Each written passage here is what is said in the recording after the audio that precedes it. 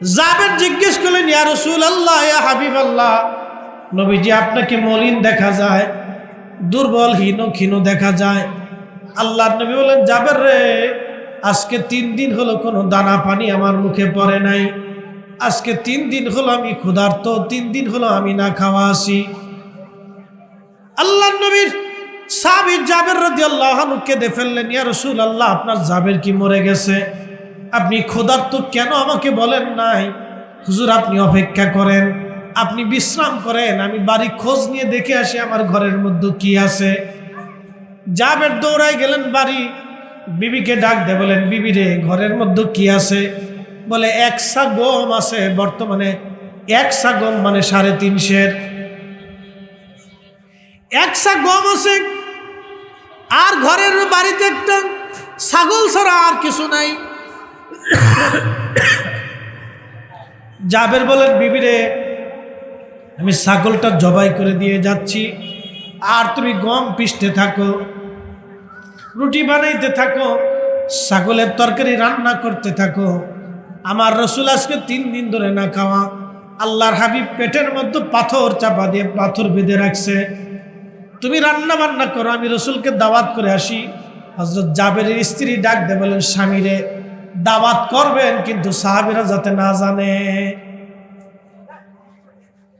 আপনি রসুলের দাওয়াত করেন কিন্তু সাহাবীরা যাতে না জানে, কারণ অনেক সাহাবী, 3000 সাহাবী কাজ করতেছে। সবাই যদি আমার বাড়ি আসে, আমার বাড়ি গম আছে 350, ছোট্ট একটা ছাগলের বাচ্চা, এছাড়া আর আমার ঘরে কিছু নাই। যদি সবাই আসে তাহলে আমি অপমান হব, আমি শরম পেয়ে যাব, আমি এত মেহমানদারি কেমনে করবো, আমার লজ্জা লাগবে। তা আপনি আল্লাহ রসুলকে কানে কানে বইলেন কিন্তু প্রকাশ্যে বইলেন না। হযরত জাবের রাদিয়াল্লাহু আনহু আবার দৌড়াই গেলেন ওনার বাড়ি থেকে। আল্লাহ রসুল যেখানে বসতেন বেশি দূরে না, একবারে দৌড়াই। এখন বাড়িটা এখন মসজিদ বানায় রাখছে, মসজিদ ওপেন করেনি, এবছর দিকে আসছে। জাবের রাদিয়াল্লাহু আনহুর বাড়ি, মনোযোগ দিয়ে। এই জাবের রাদিয়াল্লাহু আনহু খুব আশিক রসুল সাহাবী ছিলেন, খুব আশিক রসুল ছিলেন।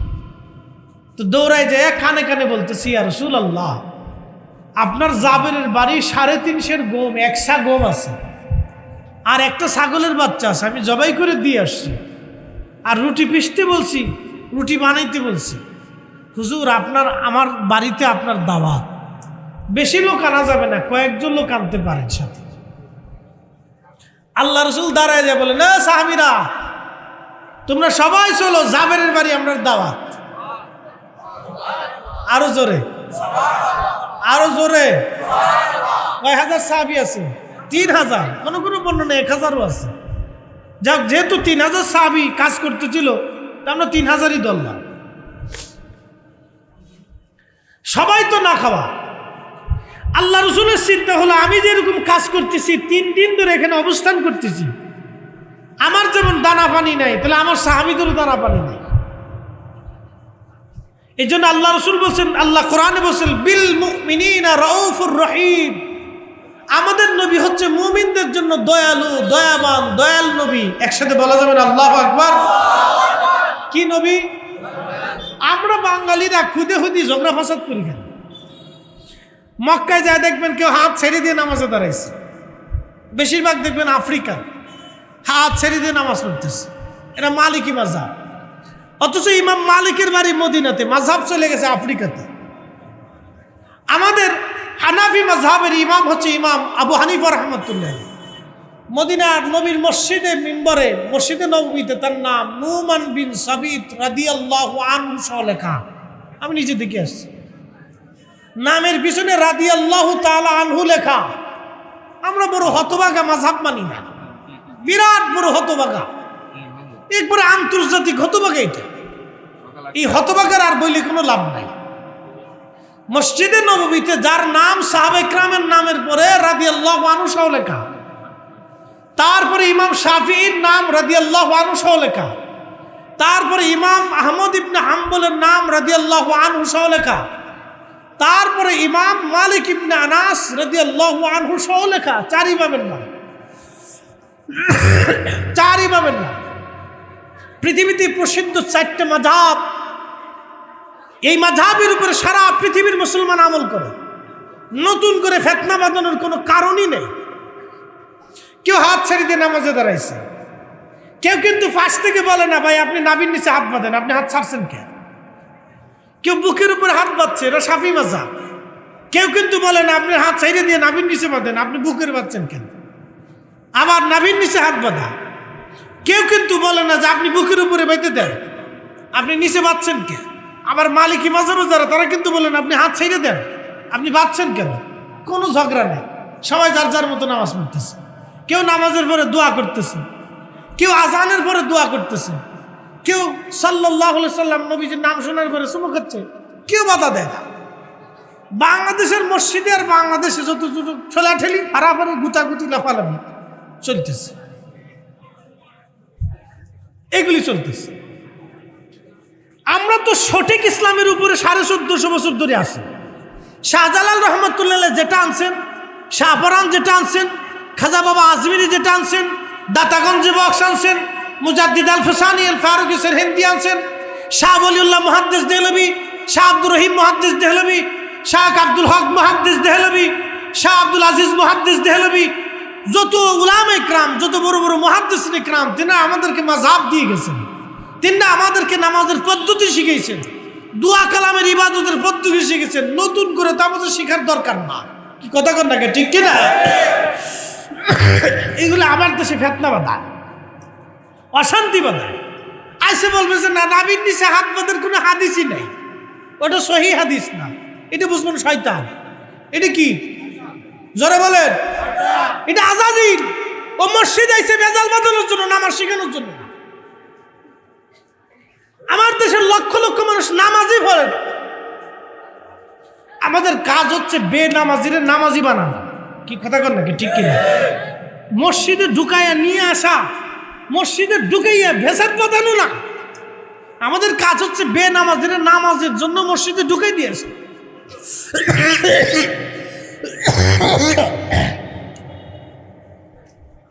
আপনি নামাজের পরে দোয়া করতেছেন, করেন, আইসে বলবে দোয়া নাই, এটা বেদাত, নতুন আবিষ্কার। কে তোমার এই ভেজাল বাঁধানোর দরকার কি? আমাদের আইম্মা ইকরাম হাদিসের আমল ছাড়া কোনো আমল করেন না। আমাদের আকাবির যারা ছিলেন, তারা রাসূল কারীমের সুন্নাহ ছাড়া কোনো আমল করেন না। তাদের মতো সুন্নাহের আমল বর্তমানে কেউ নাই। তারা অনেক বড় সুন্নতের আমলদার ছিলেন, তারা অনেক সহনশীল ছিলেন। 1 মিনিট আমার দিকে তাকান। শাহ ওলিউল্লাহ মুহাদ্দিস দেহলভী কত বড় আলেম ছিলেন, কত বড় আবেদ ছিলেন, তার জীবনের একটা ঘটনা শুনে।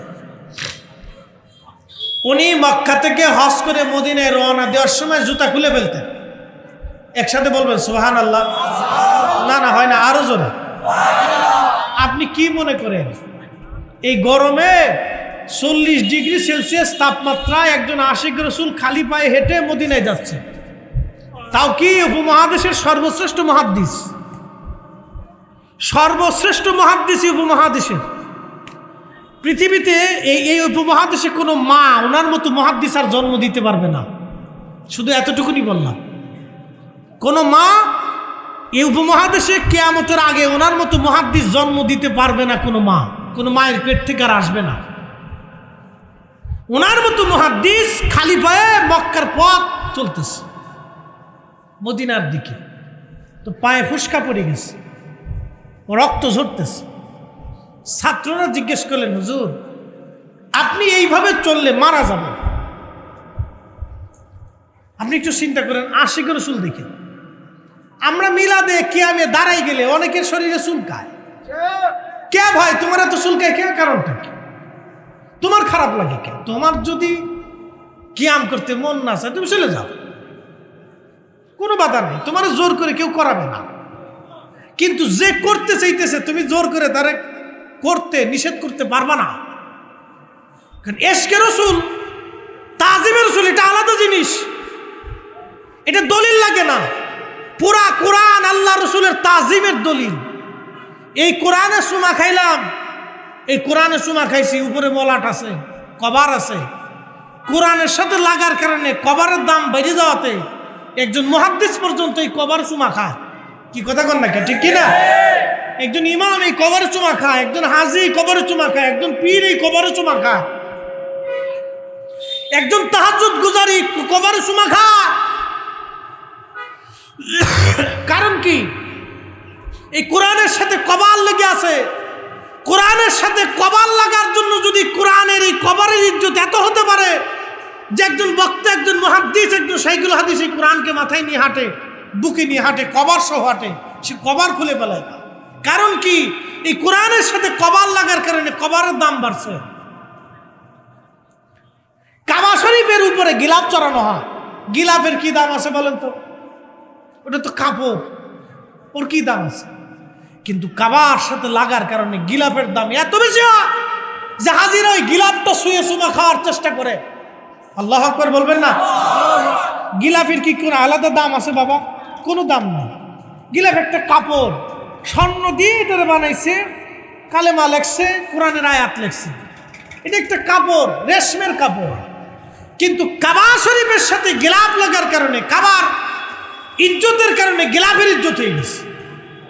তো কাবার সম্মানে যদি গিলাফের ইজ্জত হয়, কাবা শরীফে হাত দিয়ে জড়িয়ে ধরে অনেকে দোয়া করতেছে, কান্নাকাটি করতেছে। কারণ কি? কাবা একটা পাথরের ঘর, এর সম্মান এত হলো কেন? এটা বাইতুল্লাহ, আল্লাহর ঘরের কারণে, কাবার ইজ্জতের কারণে একজন মানুষ কাবা ধরে দোয়া করলে আল্লাহ তার মাফ করে দেয়। না না, একসাথে হবে না সুবহানাল্লাহ, আর একটু জোরে বলো সুবহানাল্লাহ। এই কাবার চারপাশে তাওয়াফ করলে আল্লাহ বেশি খুশি হয়, এবং এই তাওয়াফ করনেওয়ালাকে তাওয়াফ করা অবস্থায় আল্লাহ তার মাফ করে দেয়।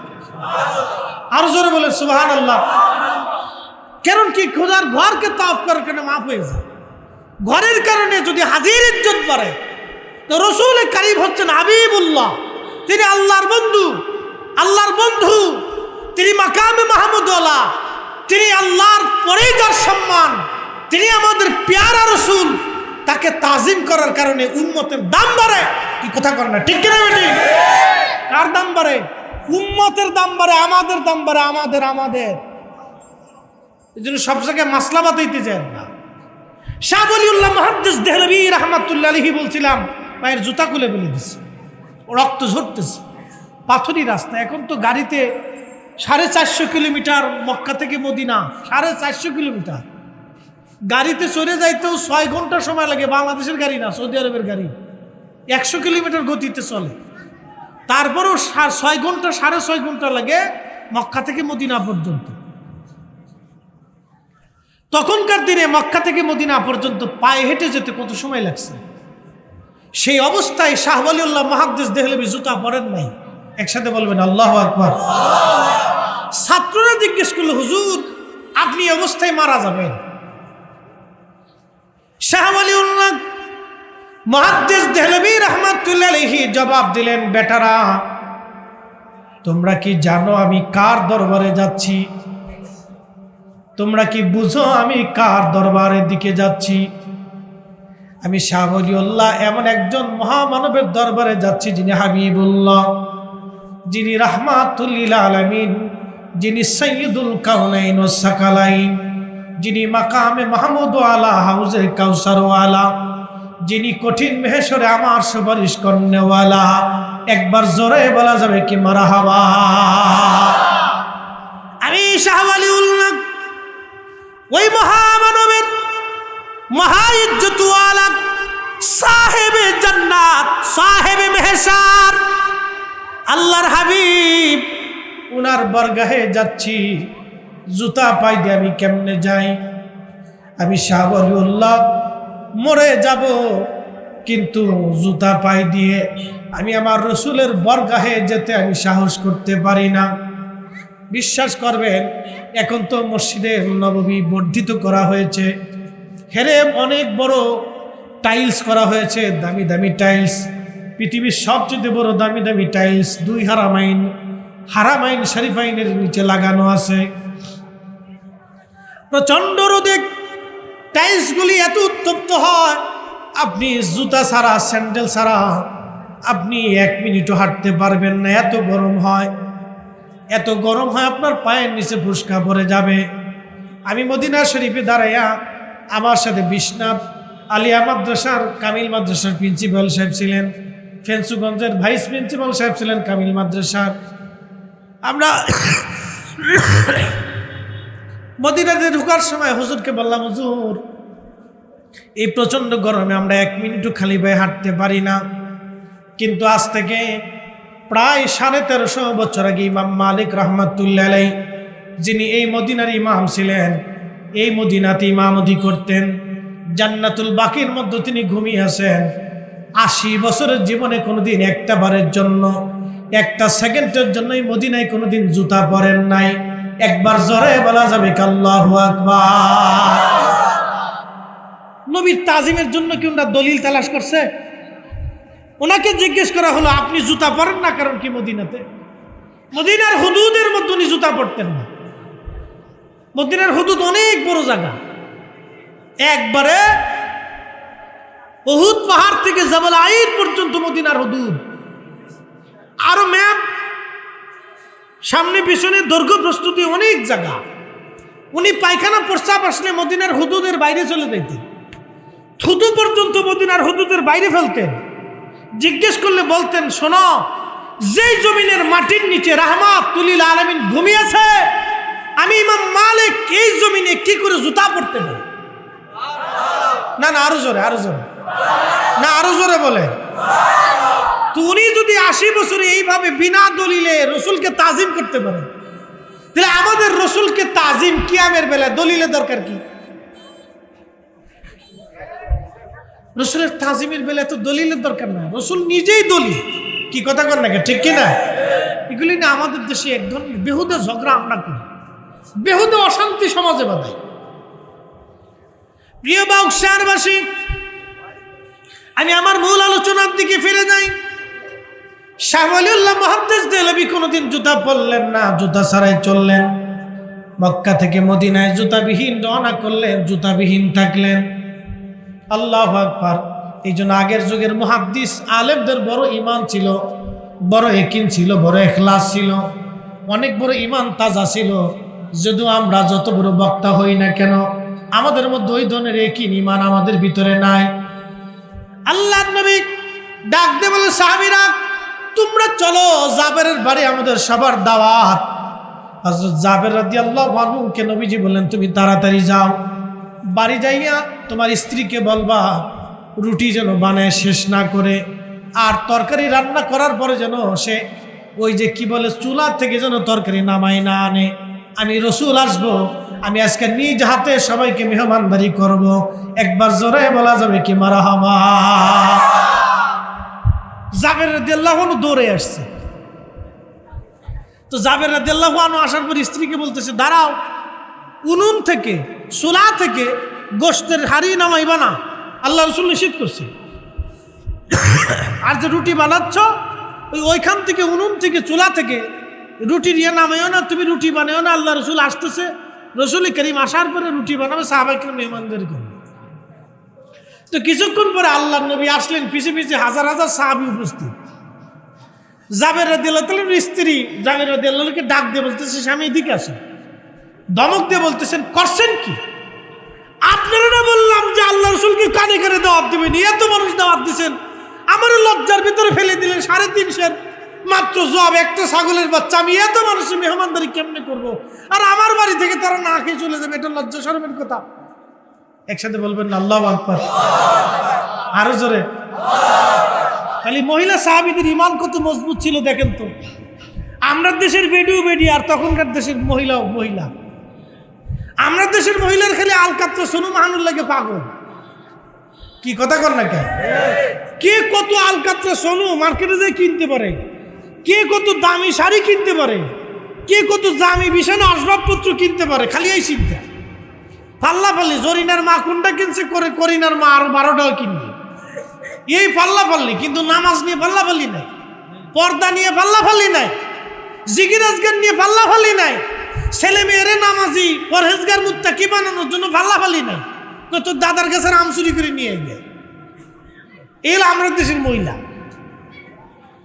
তো সেই জমানার মহিলার একিন কত মজবুত যে আমার বাড়ি এত সাহাবী আসতেছে, আমি কি করে এখন এই সাহাবীদেরকে মেহমানদারি করব? আমি লজ্জা পেয়ে গেলাম, সর্বনাশ হয়ে গেল। হযরত জাবির বললেন, বিবি আমার, তুমি যেইভাবে আমারে শিখিয়ে দিয়েছিলে আমি তো আল্লাহ রসুলকে কানে কানে সেইভাবে বলছিলাম, কিন্তু আল্লাহ রসুল সবাইকে দাওয়াত করে ফেলছে, নিয়ে আসছে, আমি কি করব? আমার তো কোনো দোষ নাই।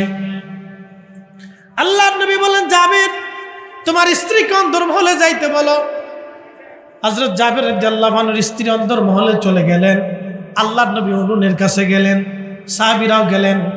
আল্লাহর নবী ওই উনুনের উপরে আপনার গোশতের যে বাসন ছিল, যেই আপনার পাতিল ছিল, এই পাতিলের উপরে একটা কাপড় দিয়ে ঢেকে দিলেন এবং রুটির যেটা রুটি বানানো হচ্ছিল, একজন সাহাবীকে বলেন, তুমি রুটি বানাও। আল্লাহর নবী বললেন, রুটি বানাও। রুটি বানাইতে লাগলেন। রুটি বানায়া বানায়া আল্লাহর নবী কাপড়ের নিচে দিয়ে ঢেকে ধরে আল্লাহর নবী কাপড়ের নিচ থেকে রুটি বের করতে লাগলেন। কোন কোন বর্ণনা আসে 3টে রুটি বের করলেন। এক একজন সাহাবীর জন্য 3টে করে রুটি বের করলেন। তা আমাদের দেশের এরকম রুটি না। আমাদের দেশে কোন কোন হোটেলে 4টে রুটি খাইলেও মনে হয় না যে রুটি খেয়েছে, একবারে পাতলা পাতলা, দাম দেয় 10 টাকা। রুটি যেটা বানাইছে এটা লাড়াচাড়া দিলে শেষ। কি কথা কর না কেন? লাড়াচাড়া দিলে শেষ। এলে রুটিটা সৌদি আরবের এক রুটি বাঙালি একটাই খায় শেষ করতে পারে না, ওরা 4-5টা খাই পারে। বিরাট বড় শক্তিশালী ওরা। আর আগের যুগের মানুষ 3 দিন না খাওয়া, জোয়ান মধ্য সাহাবী 3 দিন ক্ষুধার্ত। বুঝতেই পারতেছেন কি পরিমাণে ক্ষুধা পেটে। রুটিও খুব বড় বড়। গম কয় শের? 3.5 শের। এক সা কয় শের? সাহাবী কয়জন? 3000। একসাথে বলবেন না আল্লাহু আকবার? না না, হয় না, আরো জোরে, আরো জোরে। আমরা সেই নবীর উম্মত, সুদ খাওয়ার লেগে পারাপারি করি। কি কথা কর না কেন? ঘুষের তরিকে এমন ভাবে ধরছে, বাপরে বাপ, সেটা স্যার আর কিছু বুঝি না। মাল ছাড়েন কাজ হয়ে যাবে, কেটে দেন কাজ হয়ে যাবে, মামু দেন কাজ হবে। খুব মনোযোগ দিয়ে আল্লাহর নবী 3টে করে রুটি বের করতে লাগলেন। সাহাবীদেরকে বলেন, সাহাবীরা খাবারের উপর থেকে কখনোই ঢাকনা উঠাইবে না, কাপড় উঠাইবে না। আল্লাহর হাবিব 3টে করে রুটি দিতে লাগলেন, তরকারি দিতে লাগলেন। সব সাহাবীদেরকে কাতার করে বসতে বললেন। সব সাহাবীরা কাতার করে বসলেন। আল্লাহর হাবিব দিতে দিতে 3000 সাহাবী, কোন কোন বর্ণনা 1000 আসছে। আমাদের হিসাব অনুযায়ী যেহেতু 3000 সাহাবী যোদ্ধা ছিলেন, 3000 সাহাবী একসঙ্গে কাজ করতে লাগলেন, খাল খনন করতেছিলেন।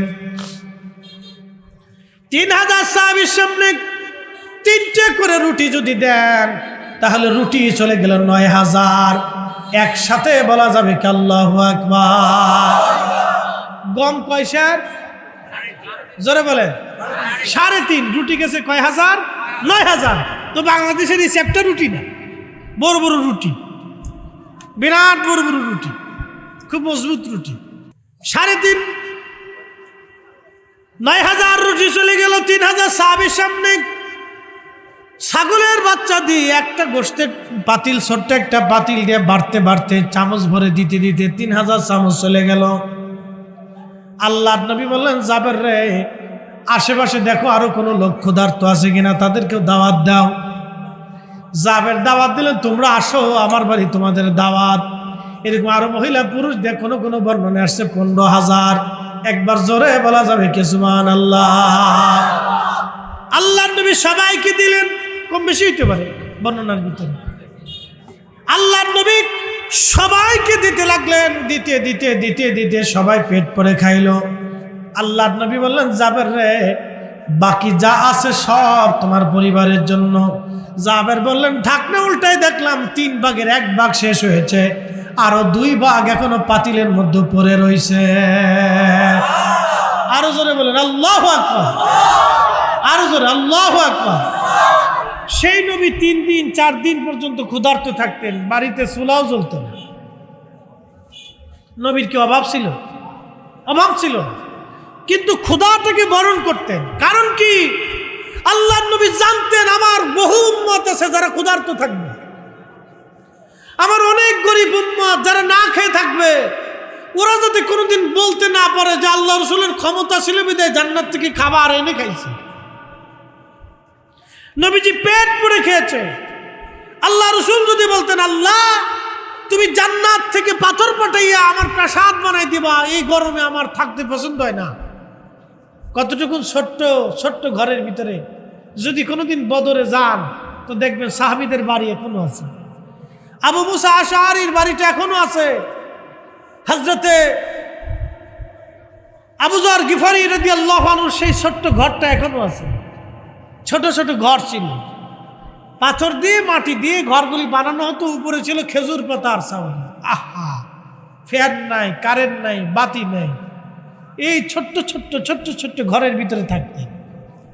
যদি কোনোদিন মসজিদে নববীতে যান, এটা আমাদের সাথে গেলে আপনাদের দেখাইতে পারেন, খুঁটে খুঁটে দেখান। যদি কোনোদিন মসজিদে নববীতে যান তো বেলাল রাদিয়াল্লাহু আনহু যেইখানে দাঁড়াইয়া আজান দিতেন, এই জায়গাটা এখনো মসজিদে নববীতে ওইভাবে করে রাখা হয়েছে, সেইভাবে উঁচু আছে।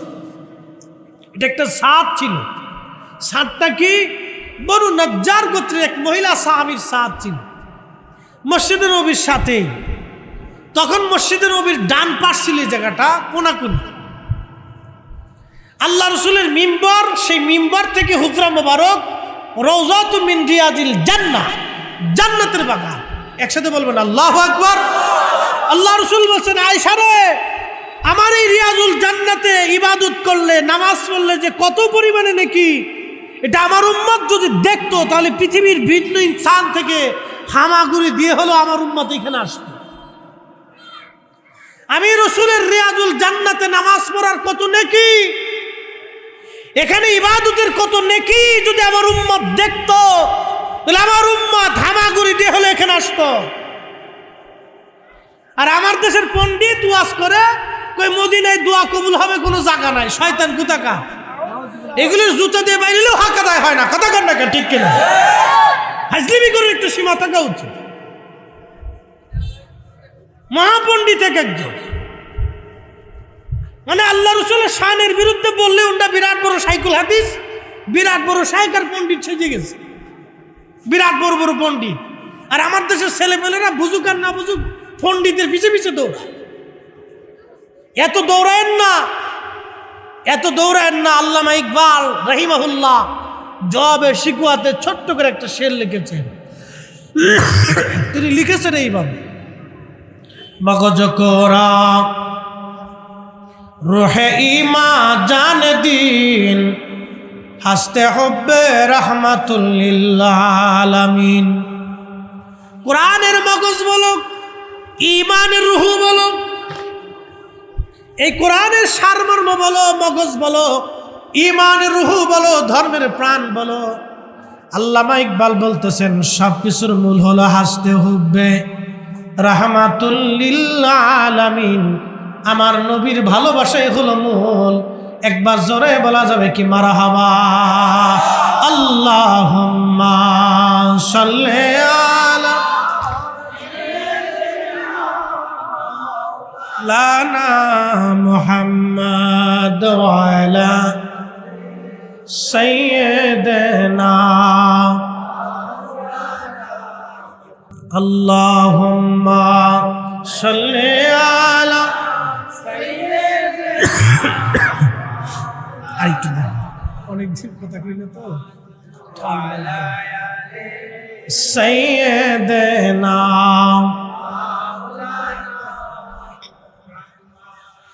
কত যে নাম শুনিলাম,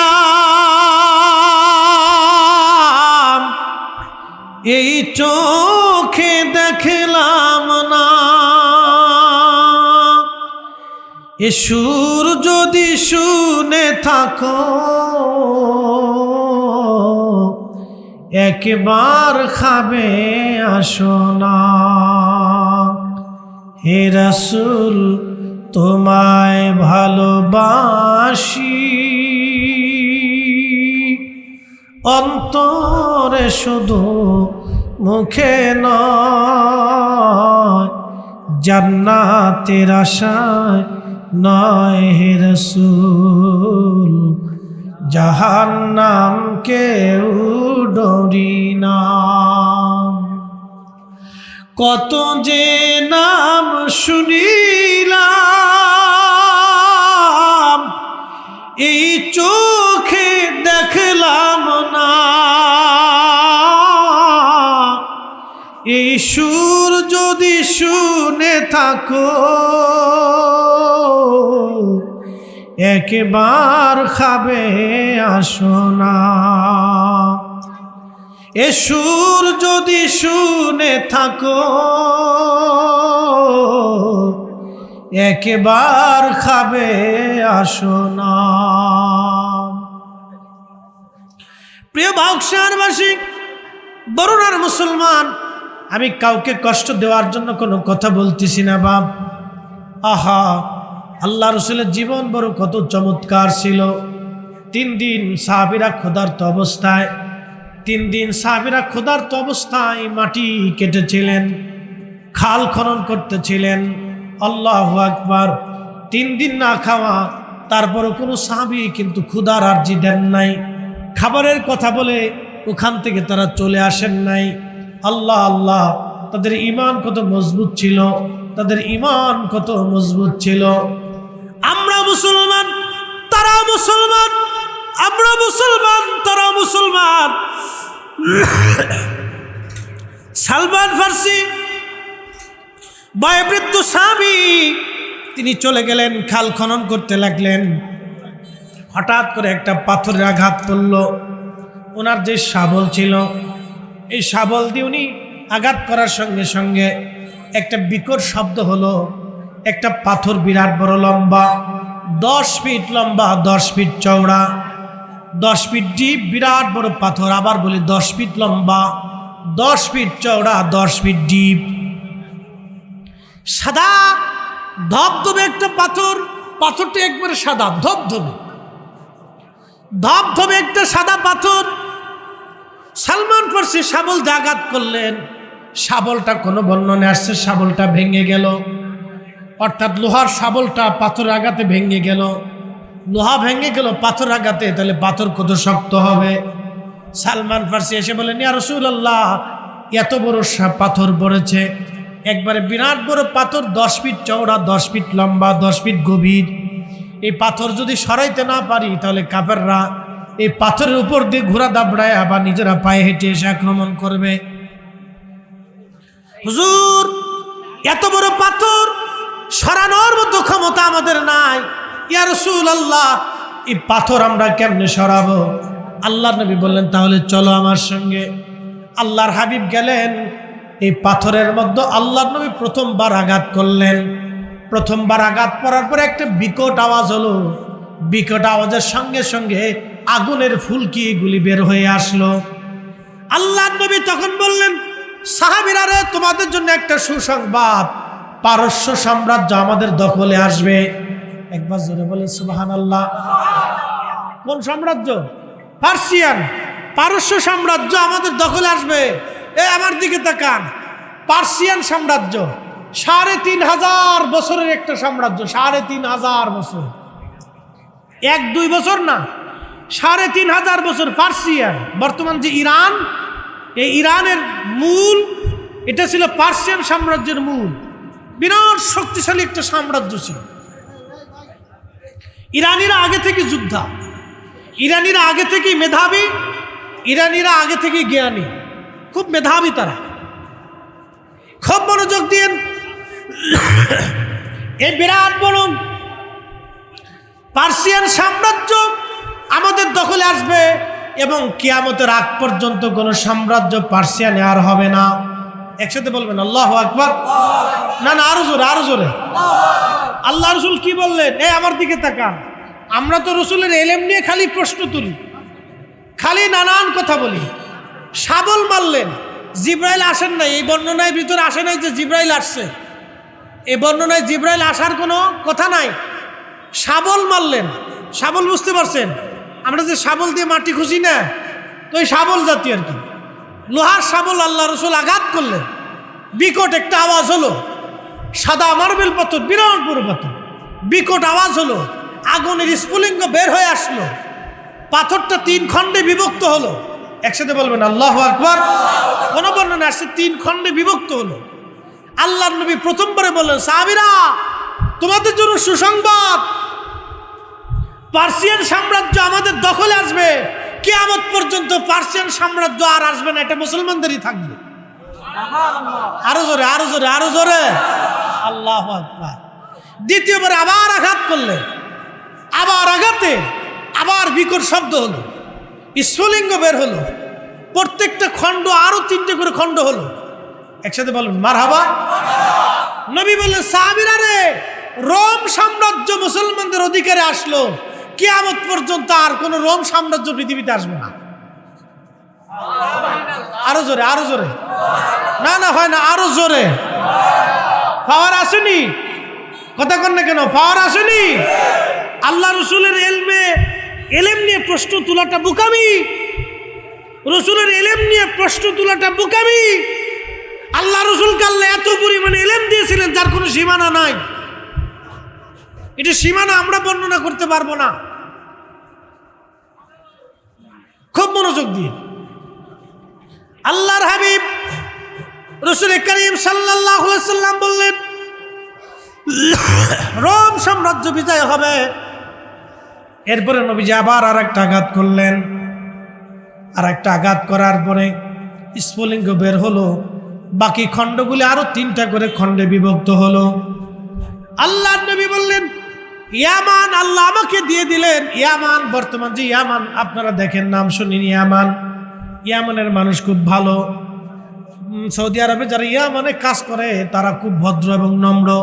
ইয়ামানের মানুষ খুব ভালো, সুন্দর আচরণ এদের। আল্লাহর নবী বললেন, কিয়ামত পর্যন্ত ইয়ামান আল্লাহ আমারে দিয়ে দিলেন। এই ইয়ামানে কিয়ামত পর্যন্ত ইসলাম থাকবে। একবার জোরে বলা যাবে কি সুবহানাল্লাহ? ইয়ামান আমাকে আল্লাহ দিয়ে দিলেন, ইয়ামান বিজয় হবে, ইয়ামানও বিজয় হবে। আল্লাহু আকবার। তখন সাহাবায়ে কেরাম সবাই তো বিনা বাক্যে বিশ্বাস করে নিলেন, কিন্তু যারা মুনাফিক ছিল তারা বুরু কুসকায়, আখ শরীর চুলকার কয়, শুনছো মুহাম্মদ নিজের বাঁচানোর জন্য কেবল খাল খনন করতেছে, মক্কার কাফেরদেরকে সে প্রতিহত করতে পারে না, খাল খুঁজতেছে। সে নাকি পারস্য বিজয় করবে, রোম সাম্রাজ্য বিজয় হবে, ইয়ামান বিজয় হবে। দেখছো মুহাম্মদও পাগল, মুহাম্মাদের সাথীরাও পাগল।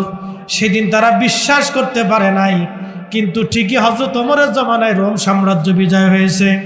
খালিদ বিন ওয়ালিদ রাদিয়াল্লাহু আনহু বিজয় হয়েছেন। খালিদ বিন ওয়ালিদের নাম ছিল সাইফুল্লাহ। কি নাম ছিল? আমার দিকে তাকান, এই সাইফুল্লাহর ব্যাখ্যা দিতেছি, জোরে বলেন কি নাম? সাইফুল্লাহ শব্দের অর্থ কি? আল্লাহর তরবারি। কার তরবারি? আল্লাহর তরবারি কোনোদিন পরাজিত হতে পারে? এই জন্য উনি জীবনে কোনো যুদ্ধে পরাজিত হননি। জোরে জোরে, না আরো জোরে। ইন্তেকালের আগে উনি কাঁদতেছে, কেঁদে কেঁদে বলতেছে, আমি জীবনে এত যুদ্ধ করছি। খালিদ বিন ওয়ালিদের মতো ফিল্ড মার্শাল, ফিল্ড মার্শাল বুঝেন? বুঝাইতেছি, সেনাবাহিনীর ফিল্ড মার্শাল সর্বোচ্চ পদ, ফিল্ড মার্শাল অর্থাৎ যুদ্ধক্ষেত্রে যারা বিরাট পারদর্শিতা রাখে, সেনাবাহিনীতে তাদেরকে ফিল্ড মার্শাল বলা হয়। যুদ্ধক্ষেত্রে যারা অনেক বিজয় করে এবং বিরাট মেধার ভূমিকা পালন করে, এই সমস্ত অফিসারদেরকে ফিল্ড মার্শাল বলে। ফিল্ড মার্শাল সবাই হয় না, খুব অল্প। তো পৃথিবীতে খালিদ বিন ওয়ালিদের মতো ফিল্ড মার্শাল কোন মা কিয়ামতের আগে আর জন্ম দিতে পারবে না। কোন যুদ্ধে তিনি হারেন নাই। একসাথে বলবেন আল্লাহু আকবার। নাম কি? সাইফুল্লাহ। যারা বলেন নাম কি? উপাধি কি? সাইফুল্লাহ। কে দিয়েছে? আল্লাহর নবী দিয়েছে। সুবহানাল্লাহ। জোরে বলেন। এই ঘোষণাটা সর্বপ্রথম কার জবান দিয়ে আসছে? আল্লাহ রাসূলের জবান দিয়ে। নবী বলছেন সাইফুল্লাহ, খালিদ বিন ওয়ালিদ আমার সাইফুল্লাহ, আল্লাহর তরবারি। জীবনে কোনো যুদ্ধে হারেন নাই। ইন্তেকালের আগে উনি কাঁদতেছে, বলতেছে, আমি প্রত্যেকটা যুদ্ধে শাহাদাতের তামান্না নিয়ে যুদ্ধ করতাম, কাফেরদের ভিড়ের ভিতরে তলোয়ার চালাইতাম, 2 হাত দিয়ে তলোয়ার চালাইতাম। উনি 1 হাত দিয়ে তলোয়ার চালাইতো না, 2 হাত দিয়ে চালাইতো। একসাথে বলবেন আল্লাহু আকবার। ওনার ডান হাতে যেমন জোর, বাম হাতে একই রকম জোর ছিল। 2 হাত দিয়ে তলোয়ার চালাইতেন, উনি 1 হাতে যুদ্ধ করতেন। ওনার যুদ্ধ ছিল 2 হাতে, 2 হাত দিয়ে যুদ্ধ করতেন। উনি বললেন যে আমার ইন্তেকালের আগে, বর্ণনাকারী বলতেছেন খালিদ বিন ওয়ালিদ কাঁদতেছে যে আমার শরীরের এমন কোনো জায়গা নাই যেখানে ক্ষত না আছে, হয় তলোয়ারের আঘাত, না হয় তীরের আঘাত, না হয় বর্ষার আঘাত, না হয় ছুরির আঘাত। আমার শরীরের প্রত্যেকটা অংশে ক্ষত আছে। আমি শাহাদাতের তামান্না নিয়ে যুদ্ধ করতাম। আমার সঙ্গী কতরা শহীদ হয়ে গেল, কিন্তু আল্লাহ আমার শহীদ বানাইল। কারণ কি জানেন? উনি সাইফুল্লাহ ছিলেন, আল্লাহর তরবারি ছিলেন। আল্লাহর তরবারি কারো তরবারিতে মরতে পারে না। এই কি কথা কর নাকি, ঠিক কিনা? জোরে বলেন আল্লাহু আকবার। আল্লাহর তরবারি কারো তরবারিতে মরতে পারে না। রাসূল তার জবান দিয়ে তাকে উপাধি দিয়েছে সাইফুল্লাহ। নবীর জবানের এত বরকত, জীবনের শেষ সময় পর্যন্ত তিনি এই সাইফুল্লাহ যুদ্ধের ময়দানে কোনোদিন হারেন নাই, মরেন নাই। আপনি আমি রসুলের কথা নিয়ে, কাজ নিয়ে, জীবনী নিয়ে আমরা অনেক সময় বিতর্ক করি, ঠিক না। আল্লাহ রসুলের শান নিয়ে কোনোদিন বিতর্ক করবেন না। উনি সব শানের ঊর্ধ্বে, আল্লাহর পরেই তার ইজ্জত। ওনার ইজ্জতের উপরে সৃষ্টিতে কারো ইজ্জত নাই, স্রষ্টার পরেই ওনার দাম। ওনার ইজ্জতের উপরে সৃষ্টিতে কোনো ইজ্জত নাই। উনি যা বলতেন আল্লাহ তাহা করতেন, উনি যা চাইতেন আল্লাহ তাহা দিতেন। আল্লাহর সাথে ওনার একটা ওয়াদা আছে, কিয়ামতের ময়দানে একটা গুনাহগার উম্মত রাইখা নবী জান্নাতে যাবে না। আরো জোরে জোরে বলেন, জোরে জোরে জোরে একসাথে বলেন আল্লাহু আকবার। এই নবীর গোলামির দরকার আছে কিনা? না, এই গোলামির প্রয়োজন আছে। অধিক পরিমাণে দুরূদ ও সালাম, সুন্নতের আমলের উপরে নিজেকে পাবন্দি করবে। অধিক পরিমাণে দুরূদ ও সালাম, সুন্নতের আমলের প্রতি নিজেকে ঝুঁকাই দিবে, ঝুঁকাই দিবে। আল্লাহর হাবিবের সুন্নতের দিকে নিজেকে ঝুঁকাই দিবে, ঝুঁকাই দিবে। আপনি যেই পীরের মুরিদ হন, যে পীরের মুরিদ হন, নবীজির সুন্নতের দিকে নিজেকে ঝুঁকাই দিবে, ঝুঁকাই দিবে। মোহাব্বতের দিকে নিজেকে রুজু করে দিবে। আর যারা রসুলের শানের বিরুদ্ধে বলে তাদের থেকে 100 গজ দূরে থাকবেন। আগুন থেকে যেইভাবে দূরে থাকেন, ওখান থেকে তত দূরে থাকবে। আল্লাহ রসুলের শানের বিরুদ্ধে কেউ যদি বলে, তো তার থেকে এত দূরে থাকবেন। তাকে সাহায্য করা, টাকা দেওয়া, বন্ধুত্ব করা, সম্পর্ক করা, মহব্বত করা থেকে দূরে থাকবেন, আগুন থেকে যেইভাবে দূরে থাকে। এটা ভয়ঙ্কর। রাসেল ভাইপার সাথে ভয়ঙ্কর। এটা ও সবল মালে শেষ করে দিবে। ও নিজেও বুঝে না, ওর জাতিও বুঝে না। ও নিজেও বুঝে না যে নিজে ধ্বংস হয়ে গেছে, নিজেও বুঝে না। নিজেও বুঝে না যে সে নিজে ধ্বংস হয়ে গেছে, এটা বুঝে না। সে বুঝে না। সেই দিন মুনাফিকরা বলল, যে ব্যক্তি কাফেরদের থেকে বাঁচার জন্য, মক্কার বাসীদের থেকে বাঁচার জন্য খাল খুঁজতেছে, সে বলে পারস্য বিজয় করবে, সে বলে রোম বিজয় করবে, তার বলে ইয়ামান বিজয় হবে। দেখছো, পাগল হয়ে গেছে। কিন্তু সেই দিন সাহাবে کرام যারা খাল খুঁজতেছিলেন, তারা দৃঢ় বাক্যে, একবার বিনা বাক্যে, বিনা দলিল রসুলের কথাগুলি ইয়াকিন করে কালবের মধ্যে নিয়ে সেদিন খাল খনন করে তারা সেদিন জীবন বাজি রেখে জিহাদ করেছিল। ঠিকই সেই মুজাহিদরাই সেই পারস্য সাম্রাজ্য, সেই রাম সাম্রাজ্য, সেই ইয়ামান তারা দখল করে নিয়েছিল। একসাথে বলা যাবে আল্লাহু আকবার। রসুল করিমের প্রত্যেকটা কথা কবুল হয়েছে। আল্লাহ রসুল আরেকটা কথা বলেছিলেন, আমার উম্মত তোমরা শুনে রাখো, আমার এই হেরেম থেকে উহুদ পাহাড় পর্যন্ত জমাত হবে। আমার হেরেম থেকে উহুদ পাহাড় পর্যন্ত জমাত হবে। আমার উম্মত এই উহুদ পর্যন্ত ভরে যাবে। আজকে উহুদের একটা ঘটনা আপনাদেরকে শোনাই।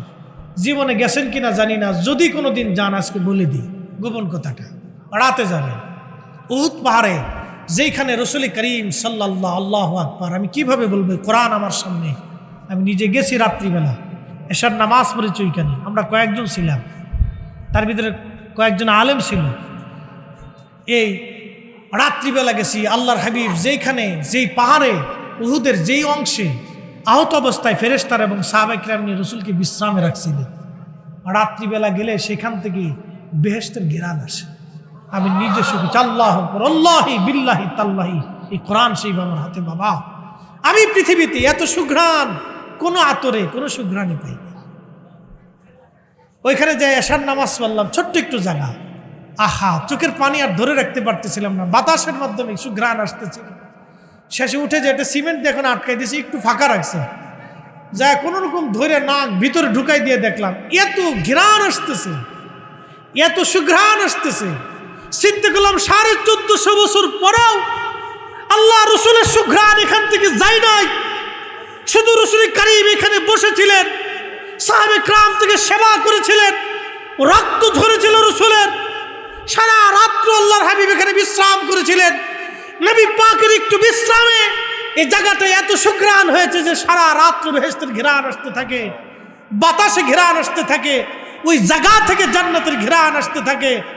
আল্লাহু আকবার, আল্লাহু আকবার, একসাথে বলবেন আল্লাহু আকবার। নিজেকে স্থির রাখতে পারেন। আপনি একটু চিন্তা করেন তো, আমার দিকে তাকান, এত দলিল লাগবে না, আমি বাস্তব দলিল থেকে বলতেছি, বাস্তব দলিল থেকে বুঝেন। আপনি তো বলেন রসুল আমার মতো, 1450 বছর পরেও রসুলের এখান থেকে উহুদ পাহাড়ের এই অংশ, ফাটা অংশ থেকে যেখানে আল্লাহর হাবিব বিশ্রাম করলেন, এখান থেকে বেহেশতের ঘেরান আসতেছে, নবীর ঘেরান আসতেছে। 1450 বছর পরে যদি রসুল করিমের সেই সুঘ্রাণ আসতে পারে, তাহলে রসুল করিম সাল্লাল্লাহু আলাইহি ওয়াসাল্লাম দেহ মুবারকের ঘেরান কত সম্ভব ছিল। হ্যাঁ, দলিল দিয়ে বুঝাইতে হবে। কেন কেন দলিল দিতে হবে? সাহাবে কিরাম কোন দলিল ছাড়া বিনা দলিল রসুলকে বিশ্বাস করত। কেন দলিল দেবে? মুআবিয়া রাদিয়াল্লাহু আনহু ইন্তেকাল করলেন। আল্লাহর হাবিবের নখ মুবারক, চুল মুবারক, দাড়ি মুবারক, আরো কিছু চাদর মুবারক, এরকম কিছু আল্লাহর হাবিবের ব্যবহারের জিনিস ওনার কাছে ছিল।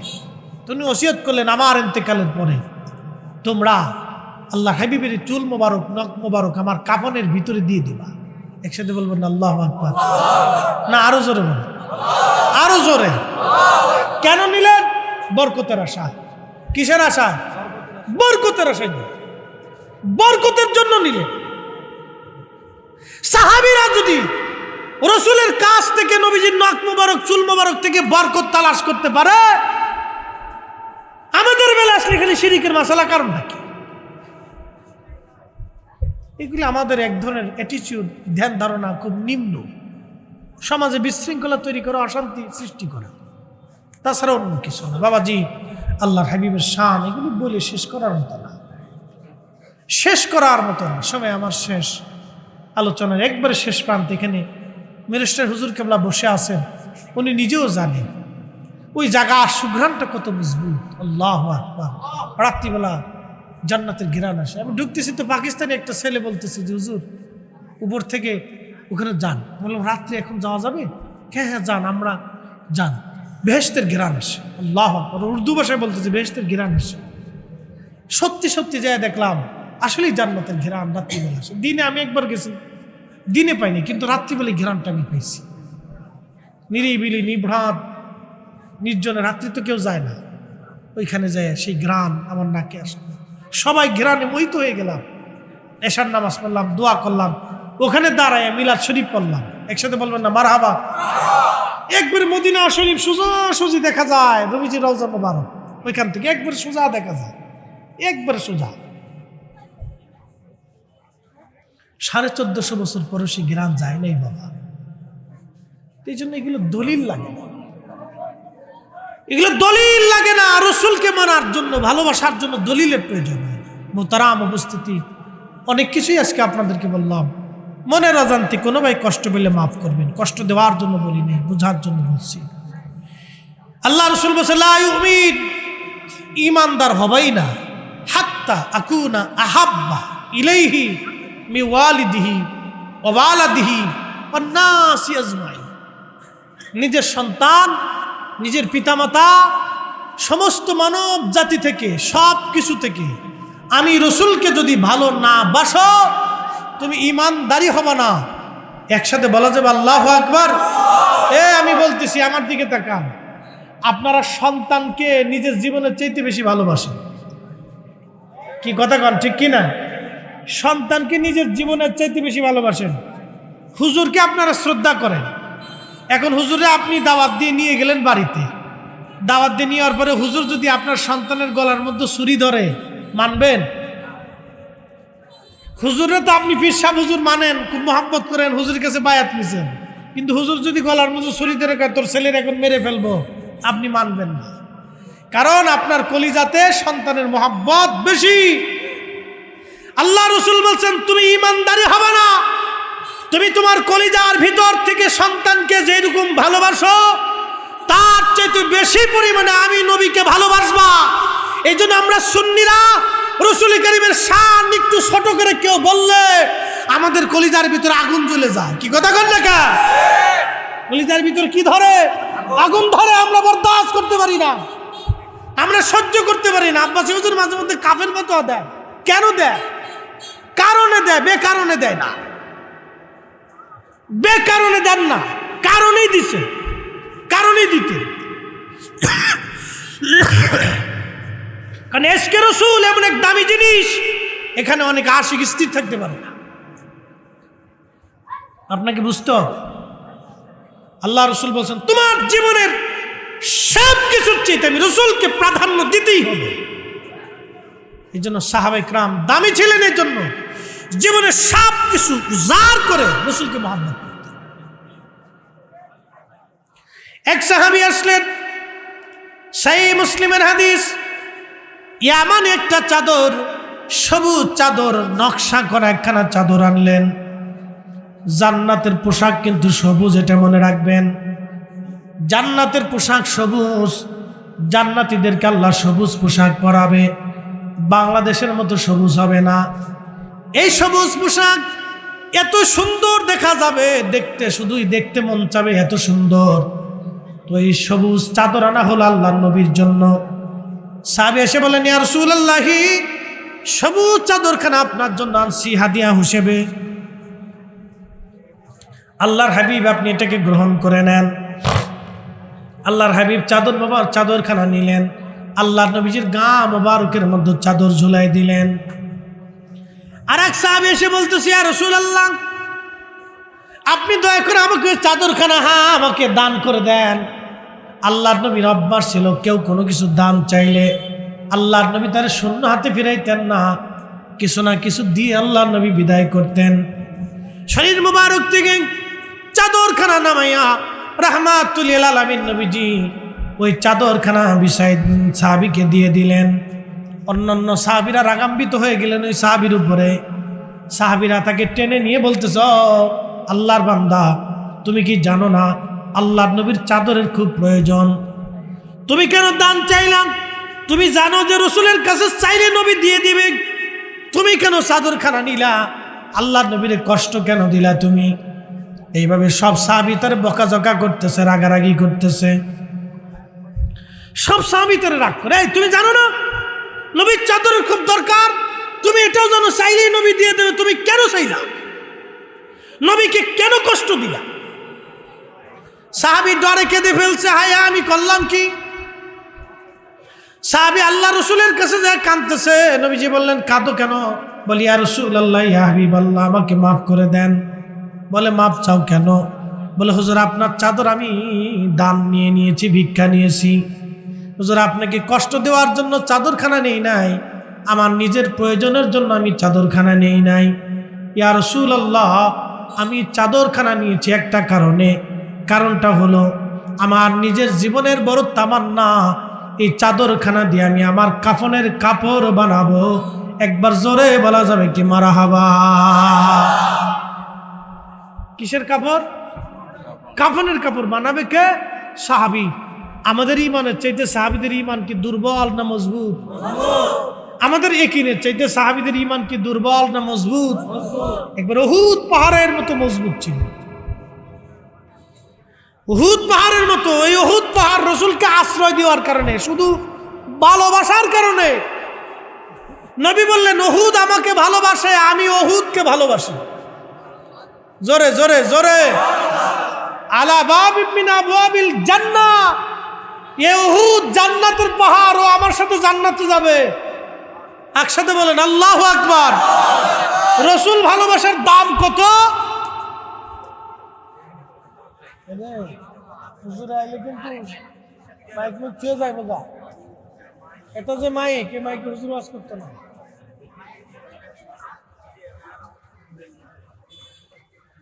আমার দিকে তাকান।